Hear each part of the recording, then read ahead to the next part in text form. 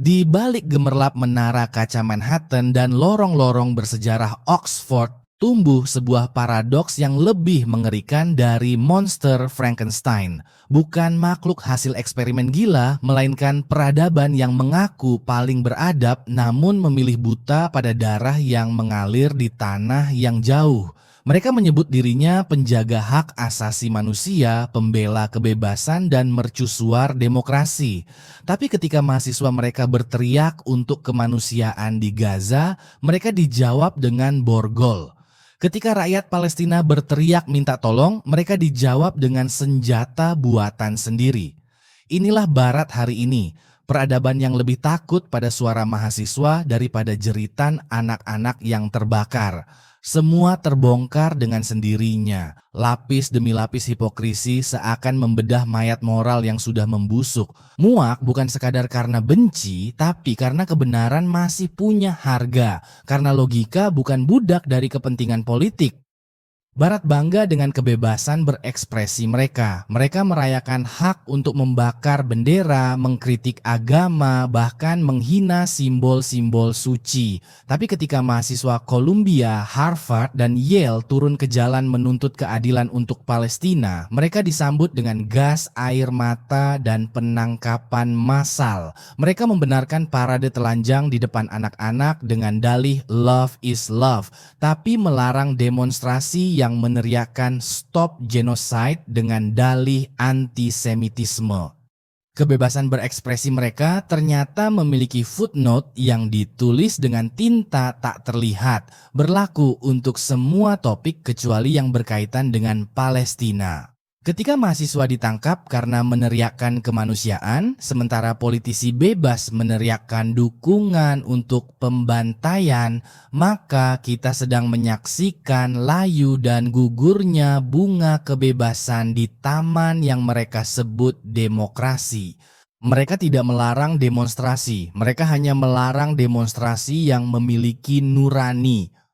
Barat adalah pendeta agung dalam katedral hak asasi yang berkhotbah tentang surga sambil menyalakan api neraka. Mereka mengutuk Cina karena Uighur, mengecam Rusia karena Ukraina, dan menyerang Iran karena perempuan. Tapi ketika Israel membantai anak-anak Gaza, mereka tiba-tiba kehilangan suara. Ketika rumah sakit diledakkan, mereka bilang Israel berhak membela diri. Ketika bayi prematur mati karena listrik diputus, mereka bilang Hamas menggunakan mereka sebagai tameng manusia. Anak Ukraina yang mati adalah tragedi. Anak Gaza yang mati adalah statistik. Perempuan Iran yang ditindas adalah simbol perlawanan. Perempuan Palestina yang diperkosa adalah kerusakan kolateral. Hak asasi manusia mereka ternyata memiliki warna kulit, agama, dan kewarganegaraan. Ini adalah virus diskriminasi yang telah bermutasi menjadi pandemi diplomasi. Mereka tidak menolak hak asasi manusia. Mereka hanya percaya bahwa beberapa manusia lebih manusia daripada yang lain. Demokrasi Barat adalah tulip di dalam lukisan propaganda, mekar merekah sementara yang lain dianggap sampah. Tapi ketika mayoritas rakyat mereka menentang dukungan untuk Israel, suara mereka diabaikan. Ketika polling menunjukkan bahwa sebagian besar warga Amerika merindukan perdamaian untuk Gaza, pemerintah malah mengirim lebih banyak senjata. Saat parlemen Eropa dibanjiri protes yang mengaliri derasnya sungai keadilan, mereka justru membangun bendungan ego raksasa. Demokrasi mereka ternyata bukan suara rakyat, tapi panggung sandiwara.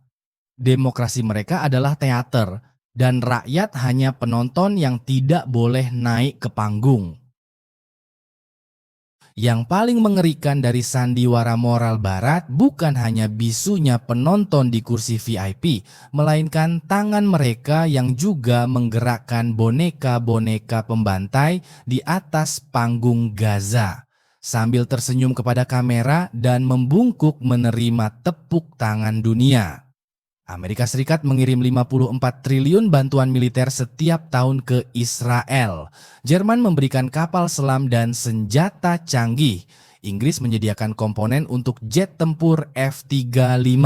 Mereka bukan hanya saksi bisu, mereka adalah sponsor resmi kejahatan. Tangan-tangan Barat mengalirkan senjata yang merenggut nyawa anak-anak tak berdosa. Lidah-lidah diplomat mereka meneteskan minyak retorika yang melumasi roda-roda gerbong kematian agar terus berjalan. Para penguasa tidak merasa jahat, mereka hanya mendukung sekutu dan menjaga kepentingan bangsa. Tapi dalam sejarah, mereka akan tercatat sebagai arsitek sunyi kehancuran, sama seperti para culas yang menutup jendela ketika asap krematorium Holocaust mengepul di langit Eropa. Ironi paling menyayat dari krisis Gaza adalah bagaimana Barat memperlakukan para mahasiswa mereka sendiri. Semua setengah terkejut ketika mercusuar pengetahuan telah memadamkan cahayanya sendiri. Generasi yang mereka didik untuk mempertanyakan, memperjuangkan keadilan, dan bersuara melawan penindasan, kini dirantai ketika suara mereka bergema untuk Palestina. Para pembawa obor cita-cita yang mencoba menerangi sungai keadilan justru dipadamkan, diasingkan, dan dilabeli pembenci. Bukan karena menyalakan api yang salah, tapi karena mereka menyinari terlalu terang sudut gelap yang ingin tetap tersembunyi. Mahasiswa ini bukan lagi tubuh yang berdemo, melainkan nurani yang meronta dalam bentuk aksi. Tapi mereka dibungkam, ditangkap, dan dihukum. Bukan karena mereka salah, tapi karena mereka terlalu benar. Bukan karena mereka berbahaya bagi keamanan nasional, tapi karena mereka berbahaya bagi kemunafikan internasional.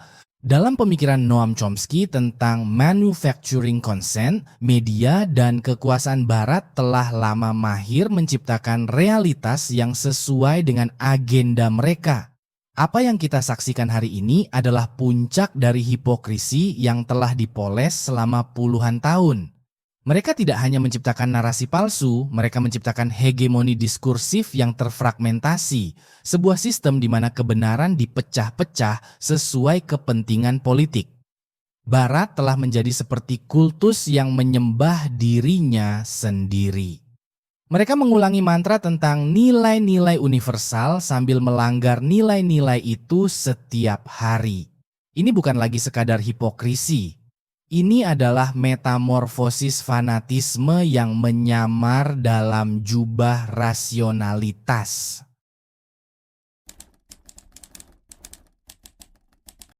Mercusuar Barat kini berdiri tanpa cahaya, lentera kosong yang masih mengumandangkan lagu kemanusiaan dengan bibir dingin dan mata buta. Nilai-nilai mereka telah menjadi seperti mata uang palsu, berkilau di permukaan namun tak bernilai di pasar kebenaran.